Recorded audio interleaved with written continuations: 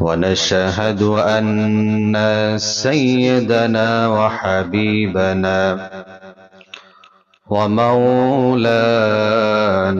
محمدا عبده ورسوله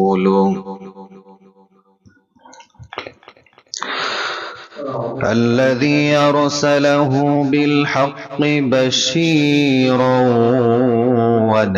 ونذيرا وداعيا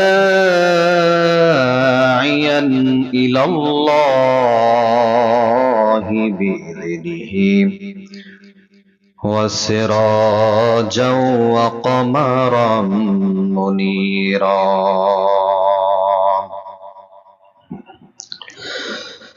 فقد قال الله تعالى في كلامه المجيد والفرقانه الحميد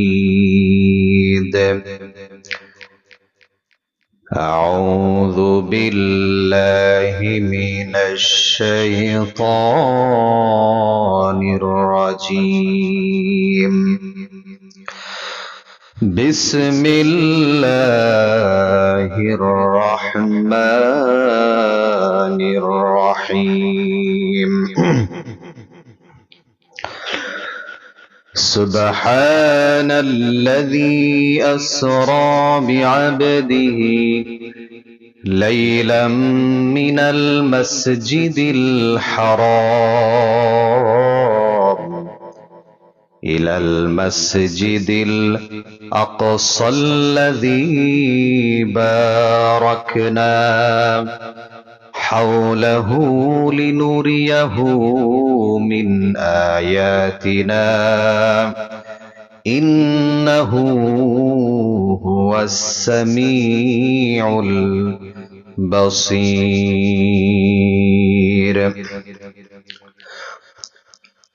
وقال رسول الله صلى الله عليه وسلم الطهور شطر الإيمان.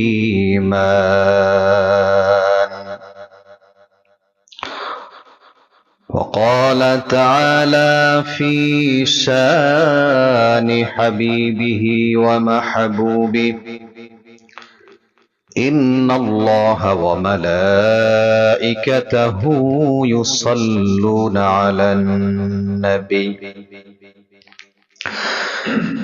يا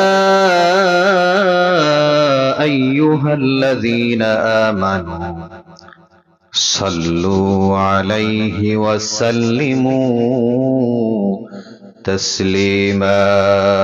اللهم صل على سيدنا مولانا محمد وعلى آل سيدنا شفيعنا محمد. اللهم صل على سيدنا مولانا محمد وعلى آل سيدنا شفيعنا محمد. محمد سيد الكونين والثقلين والفريقين من عرب ومن عجم. اللهم صل على سيدنا مولانا محمد وعلى آل سيدنا شفيعنا محمد. بلغ العلا بكماله كشف الدجى بجماله حسنة جميع خصاله صلوا عليه وآله. الحمد لله মুআজ্জাজ মুহতারাম মুসাল্লিন নিজাম, মহান আল্লাহ রব্বুল ইজ্জত ওয়াল জালালের দরবারে লাখ কোটি শুকরিয়া আদায় করি, যিনি আমাদেরকে অত্যন্ত ভালোবেসে মহব্বত করে পবিত্র সালাতুল জুমাতে জুমার সালাত আদায়ের উদ্দেশ্যে আল্লাহর ঘর মসজিদে সকলের আগে ভাগে আসার বসার তৌফিক দান করলেন। সেই মহান মালিক, সেই মহান রব্বে কারীম, সেই আল্লাহ সুবহানাহু ওয়া তাআলার দরবারে লাখ কোটি শুকরিয়া জ্ঞাপন করি। সকলেই পড়ি আলহামদুলিল্লাহ। দরুদ ও সালাম পেশ করি সর্বকালের সর্বযুগের সর্বশ্রেষ্ঠ মহামানব রাহমাতুল লিল আলামিন সাইয়্যিদুল মুরসালিন খাতামুন নবিয়্যিন মুহাম্মদ আরবি বিশ্বনবী জনাবে মুহাম্মদুর রাসূলুল্লাহ পড়ি সাল্লাল্লাহু আলাইহি ওয়াসাল্লাম। আরো একবার শুকরিয়া আদায় করি যে মহান আল্লাহ সুবহানাহু ওয়া তাআলা দীর্ঘ একটি সপ্তাহ পরে তার বান্দাকে এখনো পর্যন্ত হায়াতে তৈয়বা দান করেছেন, সুস্থ রেখেছেন, ভালো রেখেছেন। অসংখ্য মানুষ অসুস্থ আছে, হাসপাতালের বেডে গেলে দেখা যায় আল্লাহ তাআলা অসংখ্য করুণা করে মায়া করে এখনো পর্যন্ত তার বান্দাকে হায়াতে তৈয়বা দান করেছেন, সুস্থ রেখেছেন, ভালো রেখেছেন, তার ঘরে সুস্থতার সাথে আসার বসার তৌফিক দান করেছেন। এই জন্য আরো একবার শুকরিয়া আদায় করি, প্রাণ ভরে মুহাব্বতের সাথে পড়ি আলহামদুলিল্লাহ।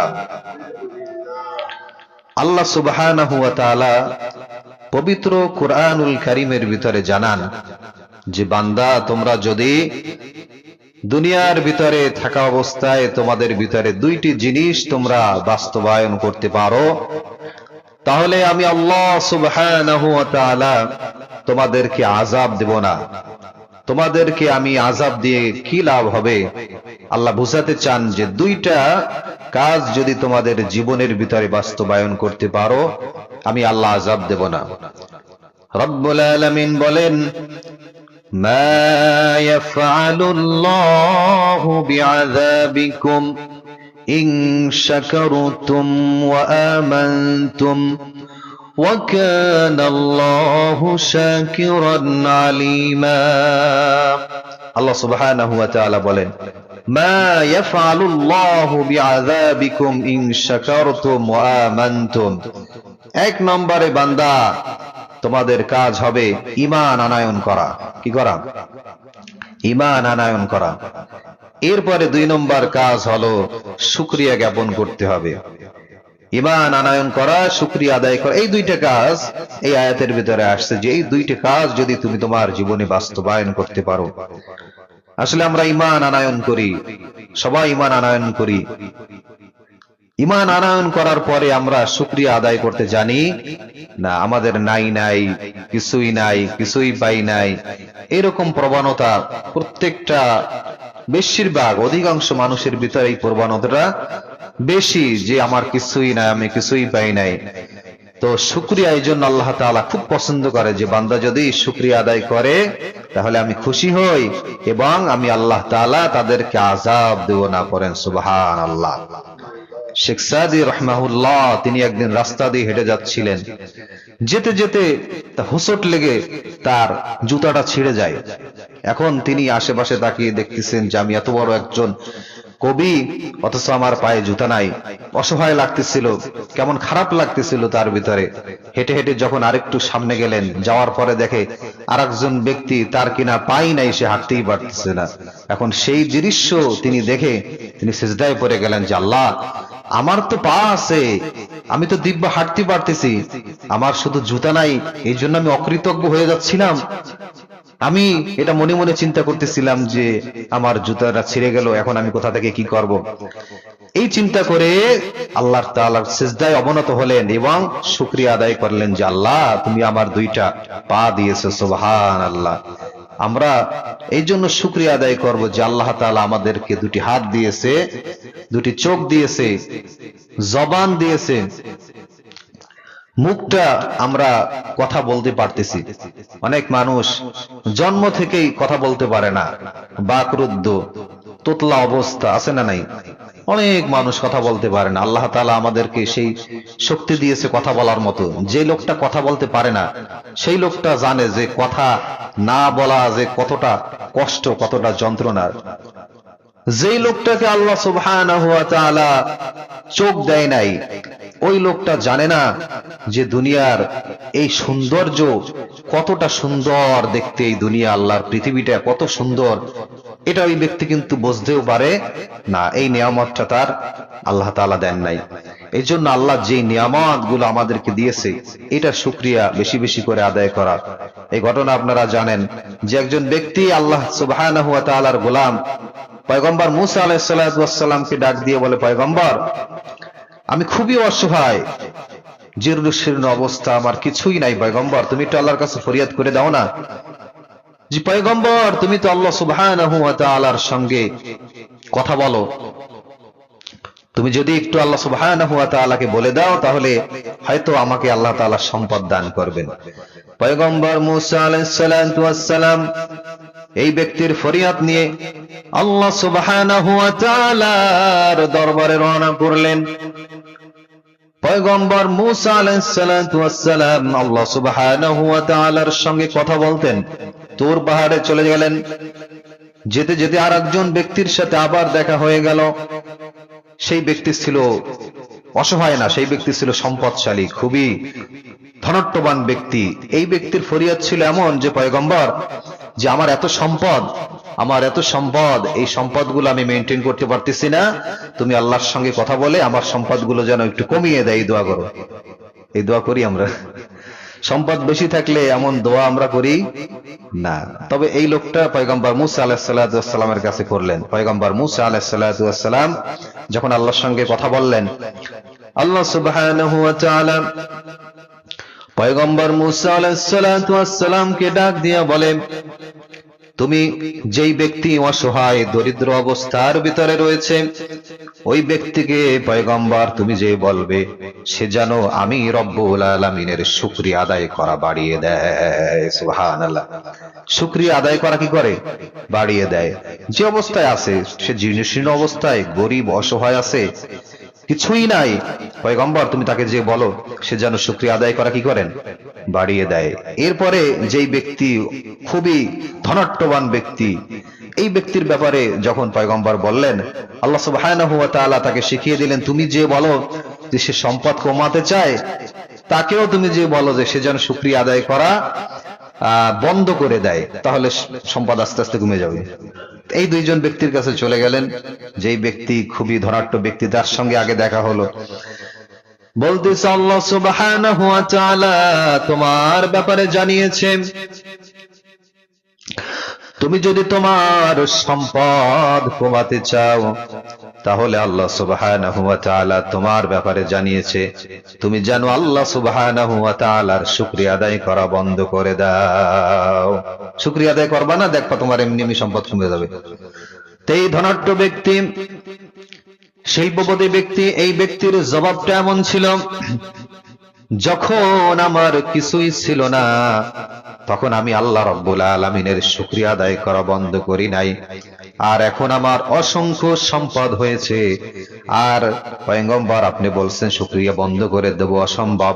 আমার সম্পদ বাড়ুক কমুক, যে অবস্থায় থাকুক না কেন, আমি আল্লাহ সুবহানাহু ওয়া তাআলার শুকরিয়া আদায় করা বন্ধ করে দেব না। সুবহানাল্লাহ। শুকরিয়া আদায় করা বন্ধ করে দেব না, এটা আল্লাহ সুবহানাহু ওয়া তাআলার হাতে। আল্লাহ যদি চান যে আমার সম্পদ কমবে না বাড়তে থাকবে, তা কিছু আমার করার নাই, এটা আল্লাহ সুবহানাহু ওয়া তাআলার কাছে। পয়গম্বর মুসা আলাইহিস সালাতু ওয়াস সালাম এরপরে যখন হাঁটতে হাঁটতে আরেকটু সামনে গেলেন, ওই যে গরিব অসহায় ব্যক্তি, এখন তার সঙ্গেও দেখা হয়ে গেল। এখন তাকে বলতেছে যে তোমার ব্যাপারে ফয়সালা হলো যে তুমি আল্লাহ সুবহানাহু ওয়া তাআলার শুকরিয়া আরো বাড়ায় দাও, তাহলে হয়তোবা তোমার যে অবস্থা আছে আল্লাহ তাআলা চাইলে তোমার প্রতি রহম করতে পারেন, করুণা করতে পারেন। এই কথা শোনা মাত্র এই গোলাম পয়গম্বর মুসা আলাইহিস সালাতু ওয়াস সালামকে ডাক দিয়ে বলে, আমার তো এখন কিছুই নাই, শরীরের যে কাপড়টা সেটাও ছেঁড়া ফাটা, আমি কিভাবে আল্লাহর শুকরিয়া আদায় করি? এই কথা বলতে না বলতে শরীরের ভিতরে যে কাপড়টা ছিল সেই কাপড়টা দমকা হাওয়া দিয়ে উড়িয়ে নিয়ে যায়। এই জন্য শুকরিয়া যখন না করছে, অকৃতজ্ঞ বান্দায় পরিণত হয়েছে, তখন আল্লাহ তাআলা যতটুকু ছিল সেটাও কি করছেন? কেড়ে নিয়ে গেছে। এই জন্য আল্লাহ সুবহানাহু ওয়া তাআলার প্রশংসা, কৃতজ্ঞতা প্রকাশ করা কোরআনে আসছে, লা ইন শাকারতুম লা আযীদান্নাকুম ওয়া লা ইন কাফারতুম ইন্না আযাবি লাশাদীদ। খুবই ভয়ঙ্কর কথা। যদি তুমি শুকরিয়া আদায় না করো, ওয়া লা ইন কাফারতুম ইন্না আযাবি লাশাদীদ, ভয়ঙ্কর আযাব দ্বারা তোমার উপরে আক্রমণ আসতে পারে, ভয়ঙ্কর আযাব দিয়ে তোমাকে ধ্বংস করে দেওয়া হতে পারে তুমি যদি শুকরিয়া আদায় না করো। তার বাস্তব প্রমাণ এই যে গরিব অসহায় ব্যক্তি, তিনি শুকরিয়া আদায় না করার কারণে যে অবস্থায় ছিল সেখান থেকে আরো ভয়ঙ্কর অবস্থার ভিতরে চলে আসছে। আমার ভাইরা, পবিত্রতা অর্জন করার ব্যাপারে একটা হাদিস আমি আপনাদেরকে শুনিয়েছি যে আত-তুহুর শাতরুল ঈমান। এই দেখেন, আমরা জুমার দিন আসছি সবাই খুবই পবিত্রতা অর্জন করে আসছি, সুন্দর জামা কাপড় পরে আসছি, গোসল করে আসছি, আতর মেখে আসছি, সুন্দর জামা কাপড় পরে আসছি। এটা আল্লাহ সুবহানাহু ওয়া তাআলার কাছে খুবই পছন্দের, যে সুন্দরভাবে পরিপাটি থাকা, সুন্দর লেবাস পরে যেটা আছে আপনার সেটাই পরে, কিন্তু সেটাকে একটু কাস্টমাইজ করে সুন্দরভাবে ধৌত করে এরপর যখন আপনি সুন্দরভাবে পরিধান করে আসবেন, আল্লাহ সুবহানাহু ওয়া তাআলার কাছে এটা খুবই পছন্দের। আল্লাহর হাবিব বলেন, আত-তুহুরু শাতরুল ঈমান, যে পবিত্র থাকা এটা ঈমানের একটা অঙ্গ। সুবহানাল্লাহ। এই জন্য পবিত্রতার ব্যাপারে আমাদের ছাত্র বন্ধুরা খুবই সতর্ক থাকতে হবে, যে সবসময় যেন আমাদের জামা কাপড়, টুপি, তারপরে পাজামা ইত্যাদি সবগুলো যেন সবসময় সুন্দরভাবে ধৌত করা হয়, পরিষ্কার পরিচ্ছন্ন যেন রাখা হয়।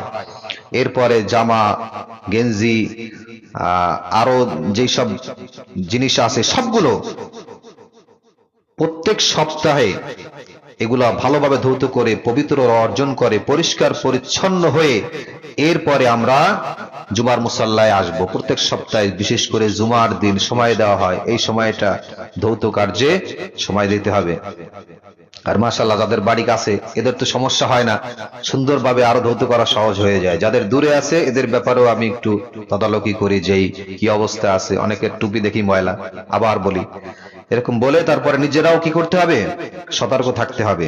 কারণ পবিত্রতা যদি অর্জন না হয়, এটা খুবই ভয়ঙ্কর একটা কথা আসছে, যে পবিত্র যদি না থাকে কোনো ব্যক্তি, তাহলে বিশেষ করে প্রস্রাবের সিটা থেকে, যেগুলো আমাদের ভিতরে অনেকেরই হয় বেশি, প্রস্রাবের সিটা থেকে নিজেকে পবিত্র রাখি না।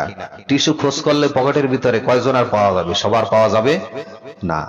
অথচ টিস্যু ব্যবহার না করলে ভালোভাবে পবিত্রতা অর্জন করা যায় না। টিস্যু ব্যবহার না করলে বিশেষ করে পুরুষের ক্ষেত্রে অনেক সময় ধরে এই যে ফোঁটা ফোঁটা আসার সম্ভাবনা বেশি থাকে, পুরুষের নারীটা প্যাচ থাকে। এই জন্য টিস্যু ব্যবহার করা অনেক ক্ষেত্রে বলা হয়েছে, বাধ্যতামূলকও বলা হয়েছে যে টিস্যু ব্যবহার করতে হবে। পবিত্রতা অর্জন করা, প্রস্রাবের সিটা থেকে বেঁচে থাকা, প্রস্রাব করার পরে এই জন্য টিস্যু ব্যবহার অবশ্যই আমাদের করতে হবে। আল্লাহর হাবিব সাল্লাল্লাহু আলাইহি ওয়াসাল্লাম সাহাবীদেরকে সঙ্গে করে নিয়ে একদিন রাস্তা দিয়ে হেঁটে যাচ্ছিল।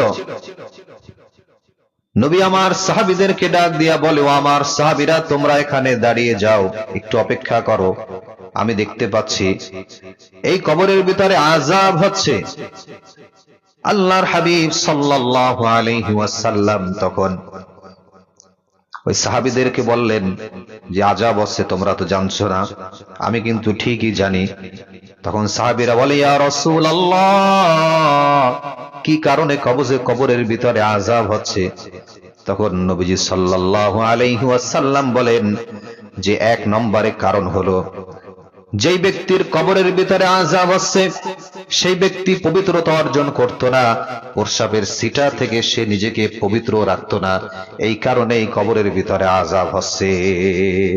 পবিত্র না থাকার কারণে, বিশেষ করে হাদিসের ভিতরে স্পেশাল ভাবে বিশেষ করে আসছে যে প্রস্রাবের সিটা থেকে পবিত্র না রাখার কারণে নিজেকে, এই জন্য কবরের ভিতরে আযাব হচ্ছে। সেটা আমাদের কোনো মানে বিষয়ই না, এরকম একটা ব্যাপার, তাই না? যে এটা কি খুবই স্বাভাবিক, আমরা মনে করি যে প্রস্রাবের সিটা এটা স্বাভাবিক, এরকম একটা মনে হয় আমাদের কাছে, এই জন্য টিস্যু আমরা ব্যবহার করি না। কিন্তু এটা স্বাভাবিক না অস্বাভাবিক? আসলে অস্বাভাবিক, খুবই কঠিন ব্যাপার যে আমি প্রস্রাব থেকে পবিত্র নিজেকে অর্জন করলাম না, অথচ এই কারণে কবরে আযাব হচ্ছে। এবং শুধু আযাবই হচ্ছে না, হাদিসের ভিতরে আসছে যে অধিকাংশ মানুষের কবরের আযাব হবে প্রস্রাবের সিটা থেকে নিজেকে পবিত্র না রাখার কারণে। নাউজুবিল্লাহ বলেন। এই জন্য আমাদেরকে পবিত্র থাকার দরকার আছে না নাই? বেশি বেশি পবিত্র থাকতে হবে। 2 নম্বরে হাদিসের ভিতরে আসছে যে ইয়া রাসূলুল্লাহ, কি কারণে অন্য কবরটা আযাব হচ্ছে?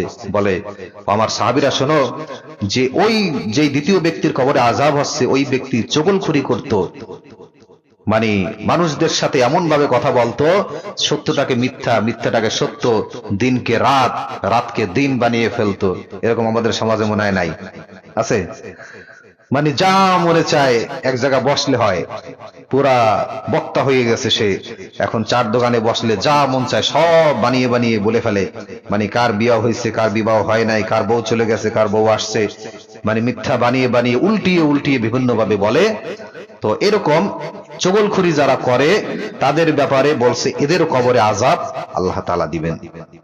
আমার ভাইরা, এরপরে আল্লাহ হাবিব সাল্লাল্লাহু আলাইহি সাল্লামের একটা হাদিস পড়েছি, তুতাইমুত তাআম ওয়া তুকরিউস সালাম, যে মানুষদেরকে খানাপিনা খাওয়াও, মানুষদেরকে খাওয়ানো এটা উত্তম কাজ।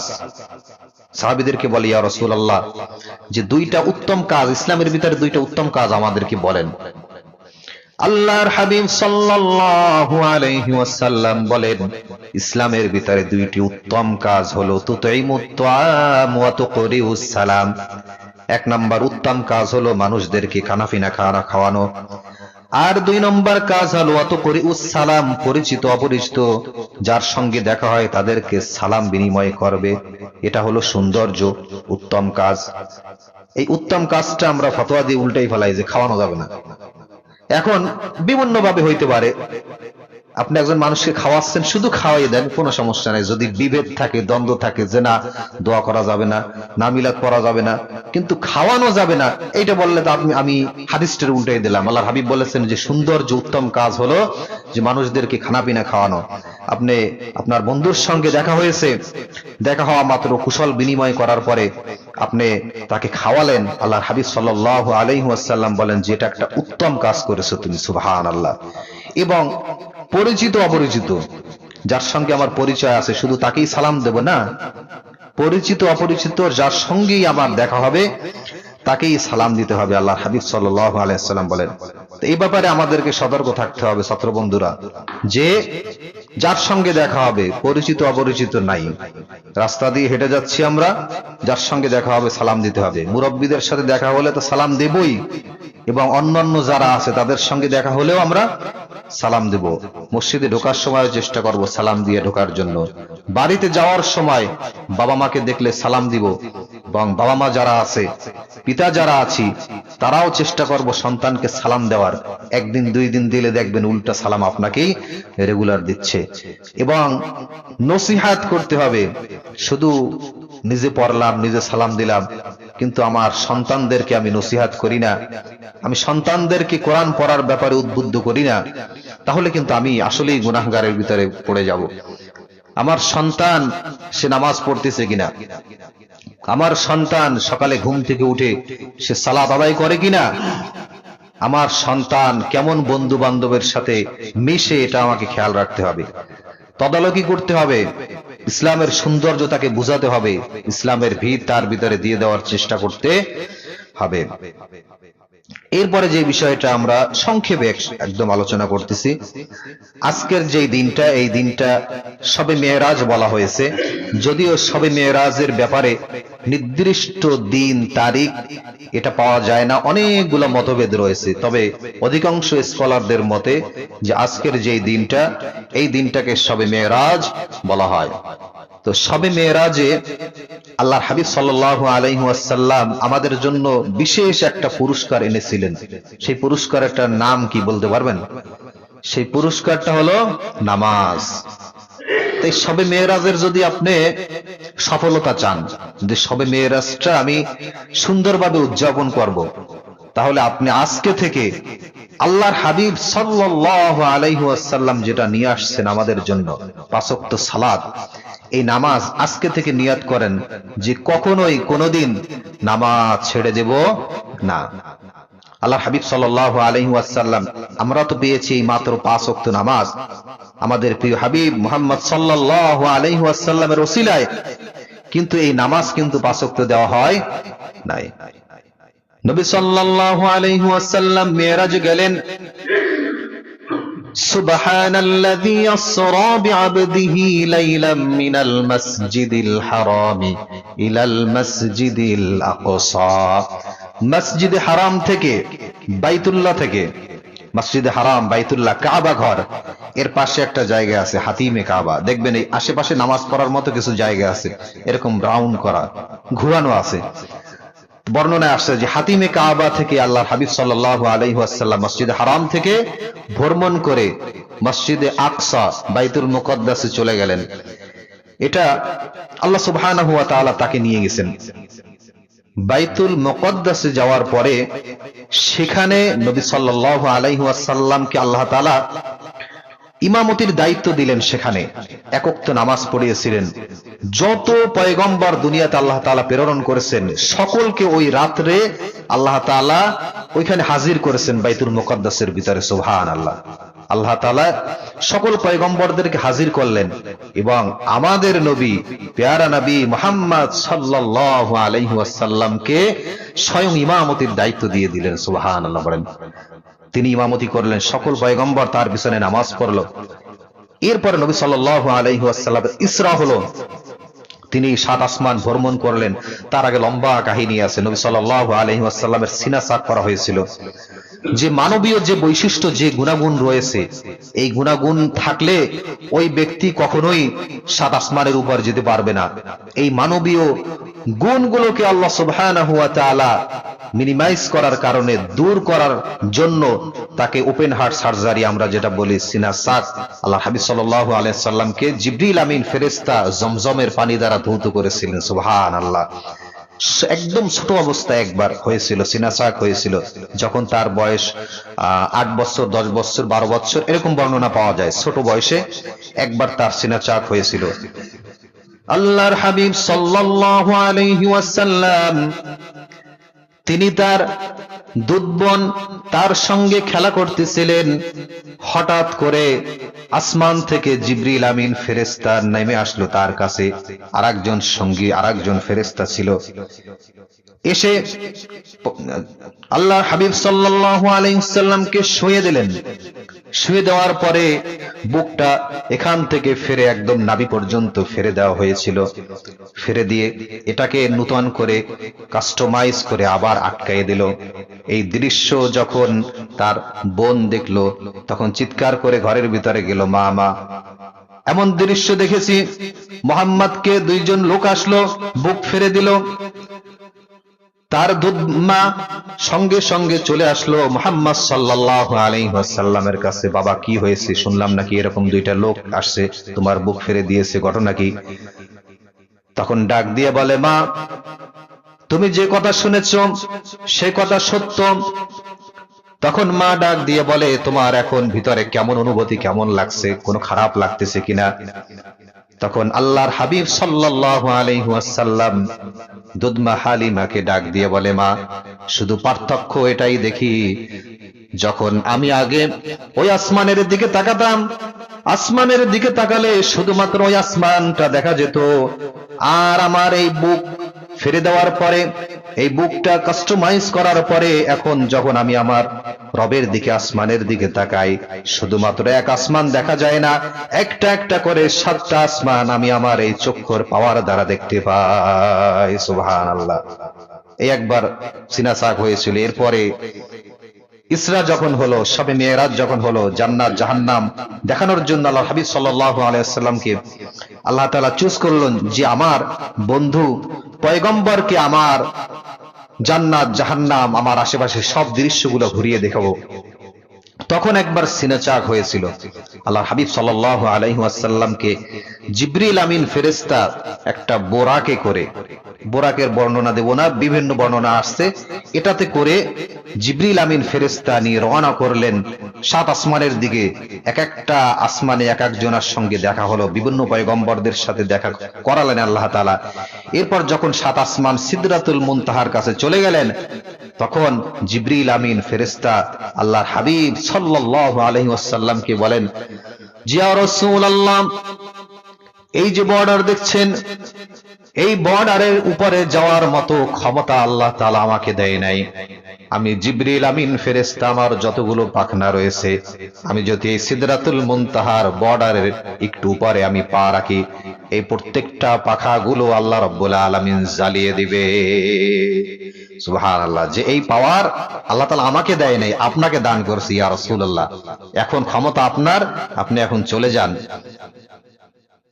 আল্লাহর হাবিব সাল্লাল্লাহু আলাইহি ওয়াসাল্লাম যখন গেলেন, যাওয়ার পরে বর্ডার ক্রস করার পরে তো একা, জিবরিল আমিন ফেরেশতাও সাথে নাই। এখন যাওয়ার পরে একটু ইতস্ত লাগলো, একটু ভয় ভয় লাগতেছিল। যখন ভয় ভয় লাগতেছিল, বর্ণনায় আসছে আল্লাহর হাবিব সাল্লাল্লাহু আলাইহি ওয়াসাল্লাম বলেন, আমি কেমন যেন দেখতে পাচ্ছিলাম বেলাল আমার চারিপাশে কেমন যেন ঘুরে বেড়াইতেছে। সুবহানাল্লাহ। ইমাম ছিলেন আমাদের প্রিয় নবী, আর মুয়াজ্জিন ছিলেন বেলাল রাদিয়াল্লাহু তাআলা আনহু। তা মনে হচ্ছিল যেন বেলাল আমার পাশে হেঁটে বেড়াইতেছে, আমার আশেপাশে ঘুরে বেড়াইতেছে। সুবহানাল্লাহ। এরপরে আল্লাহ হাবিব সাল্লাল্লাহু আলাইহি সাল্লামকে আল্লাহ তাআলা জান্নাত দেখালেন, জাহান্নাম দেখালেন, ঘুরে ঘুরে সব কিছুকে দেখালেন। এরপরে যখন আসলেন মসজিদে হারামের কাছে চলে আসলেন এবং ফজরের সালাতের ইমামতির দায়িত্ব পালন করলেন। সুবহানাল্লাহ।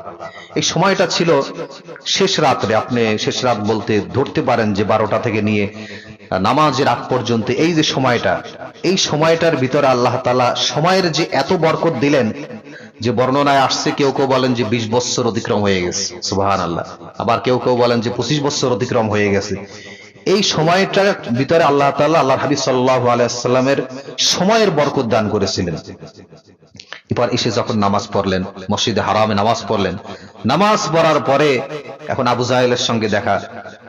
তখন বলতেছে, মুহাম্মদ সাল্লাল্লাহু আলাইহি ওয়াসাল্লাম, শুনলাম তুমি নাকি ইসরা হয়েছে, তুমি নাকি মেরাজে গিয়েছো, ঘটনা কি সত্য? এই মসজিদে হারাম থেকে মসজিদে মুকদ্দাস বাইতুল মুকদ্দাসে নাকি তুমি ভ্রমণ করেছো, ঘটনা কি সত্যি? কয়, হ্যাঁ, তুমি যা শুনেছো কোনোটাই মিথ্যা না, সবই সত্য। এরপরে বলল যে তুমি এতটুকু শুনেছো, বাইতুল মুকদ্দাস থেকে শুধু তাই নয়, সেখান থেকে 7 আসমান ভ্রমণ করেছি এবং জান্নাত জাহান্নাম স্বচক্ষে আমাকে আল্লাহ সুবহানাহু ওয়া তাআলা দেখিয়েছে। সুবহানাল্লাহ। এটা একটা ইমানি প্রশ্ন। অনেকে চিন্তা করে যে এটা অসম্ভব জিনিস। আল্লাহ চাইলে কোনো কিছু অসম্ভব, কোনো কিছু অসম্ভব না। যে আল্লাহ সুবহানাহু ওয়া তাআলা জিবরিল আমিন ফেরেশতার মাধ্যমে ওহী কোরআন আল্লাহ তাআলা তার প্রিয় হাবিবের সিনার ভিতরে দিতে পেরেছেন এবং সশরীরে অসংখ্য বারও, একবার থেকে 2বার দেখা দিয়েছিল, জ্বর আসছিল। তো যখন বলল যে হ্যাঁ তুমি যা শুনেছো সব সত্য শুনেছো, সব সত্য শুনেছো, কোনোটাই মিথ্যা না, সবই সত্য, তখন বলল এই ঘটনা আমি যে আবু বকরকে বলবো? বলে হ্যাঁ বলো, কোনো সমস্যা নাই। যখন আবু বকর রাদিয়াল্লাহু তাআলা আনহুকে বলল যে এরকম বলতেছে মুহাম্মদ, তিনি নাকি 7 আসমান ভ্রমণ করেছে, জান্নাত জাহান্নাম দেখেছে, হযরতে আবু বকর রাদিয়াল্লাহু তাআলা আনহু তিনি বলেন, আবু জাহেল তুমি শুনে রাখো, আমার হাবিব সাল্লাল্লাহু আলাইহি ওয়াসাল্লাম যদি এমন কথা বলে থাকে, আমি আবু বকর সাক্ষ্য দিলাম আল্লাহর হাবিব সাল্লাল্লাহু আলাইহি ওয়াসাল্লাম যেই কথা বলেছে সেই কথা 100% সত্য কথা বলেছে। সুবহানাল্লাহ। নবী সাল্লাল্লাহু আলাইহি ওয়াসাল্লাম হযরত আবু বকর রাদিয়াল্লাহু তাআলা আনহুর কাছে আসলেন। যে আবু বকর তোমার কাছে আসছিল, তুমি কি জবাব দিয়েছো? বলে, ইয়া রাসূলুল্লাহ, আপনার মুখ থেকে যদি এমন কথা আসে এবং এমন কথা শুনি, তাহলে সেই কথার নির্দ্বিধায় আমি অবশ্যই বলে দিতে পারি যে আল্লাহর হাবিব সাল্লাল্লাহু আলাইহি ওয়াসাল্লাম যে কথা বলেছে এ কথা সত্য বলেছে। আমি সত্য কথাই বলে দিয়েছি যে আল্লাহর হাবিব সাল্লাল্লাহু আলাইহি ওয়াসাল্লাম সত্য কথাই বলেছে। সুবহানাল্লাহ। তখন নবী সাল্লাল্লাহু আলাইহি ওয়াসাল্লাম বলেন যে আবু বকর, তুমি শুধু আবু বকরই না, তুমি আবু বকর সিদ্দিক রাদিয়াল্লাহু তাআলা আনহু। এই উপাধি আল্লাহর হাবিব সাল্লাল্লাহু আলাইহি ওয়াসাল্লাম তাকে দিয়েছিলেন, যে সিদ্দিক উপাধি আবু বকর রাদিয়াল্লাহু তাআলা আনহুকে দিয়েছিলেন। তো আল্লাহ তাআলা আমরা যতটুকু আলোচনা শুনলাম বোঝার এবং আমল করার তৌফিক দান করুক, পড়ি আমিন।